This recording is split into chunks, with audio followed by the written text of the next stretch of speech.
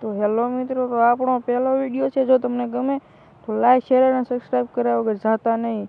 તો આજે આપણે વાત કરીશું રાજુ વિશે, જે તેના માલિકની ગાડી ચલાવે છે અને ગામડામાં રહે છે. ચાલો આપણે તેના વિશે વાત કરીએ. ત્યાર પછી રાજુને કોલ આવે છે, તેના માલિકનો કહે છે કે તું જલ્દી મારા ખેતરે આવ, અને પછી રાજુ ખેતરે પોગે છે. પછી તેના માલિક કહે છે કે તું સ્કૂલે જા અને મારા બંને છોકરાઓને લઈને આવ, મારી ગાડી લઈને જા. અને પછી રાજુ નીકળે છે શેઠની ગાડી લઈને બંને છોકરાઓને સ્કૂલ તરફ લેવા.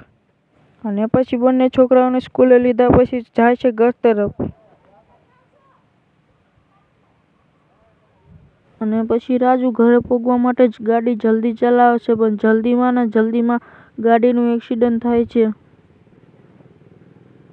અને રાજુ નીચે ઉતરીને જોવે છે તો ગાડીમાં ઘણું નુકસાન થયું હોય છે. ત્યાર પછી રાજુ જલ્દીથી ઘરે પહોંચે છે અને તેના માલિકને કહે છે કે મારી સાથે આવું થયું. તેના માલિક ગાડી મૂકે છે નોકરીથી અને ગામ છોડીને જવાનું કહે છે. ત્યાર પછી રાજુ ગામ અને નોકરી છોડીને જાય છે શહેર તરફ. ત્યાર પછી રાજુ આવતો રહે છે ગામડામાંથી શહેરમાં અને એક હોટલમાં કામ કરે છે વેટર તરીકે.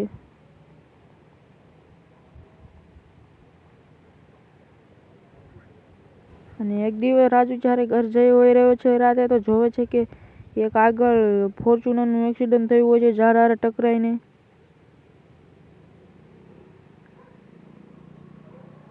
રાજુ જ્યારે નીચે ઉતરીને જોવે છે કે માલિકને બહુ વાગ્યું હોય છે, જેને દાદા હોય છે. તો દાદાને જલ્દીથી ગાડીમાં બેસાડીને દવાખાના તરફ લઈને જાય છે રાજુ. તો રાજુ દાદાને જલ્દીથી દવાખાને પહોંચાડે છે. અને જ્યારે સવારમાં દાદા સારા થાય છે તો રાજુ કહે છે કે ચાલો દાદા, હું તમને તમારા ઘર તરફ હું છોડી આવું, ચાલો. અને દાદા પણ કહે છે કે ચાલ તું મને મેલી આય. દાદા કહે છે કે તું ગાડી ચલાવને, હું તને કહું મારા ઘરનો રસ્તો.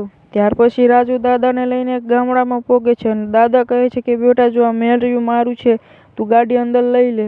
તો રાજુ ગાડી અંદર લઈ જાય છે.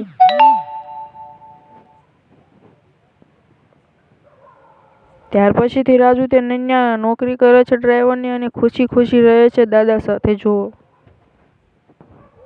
હવે મળીશું આપણે ભાગ 2માં. ત્યાર સુધી બાય બાય.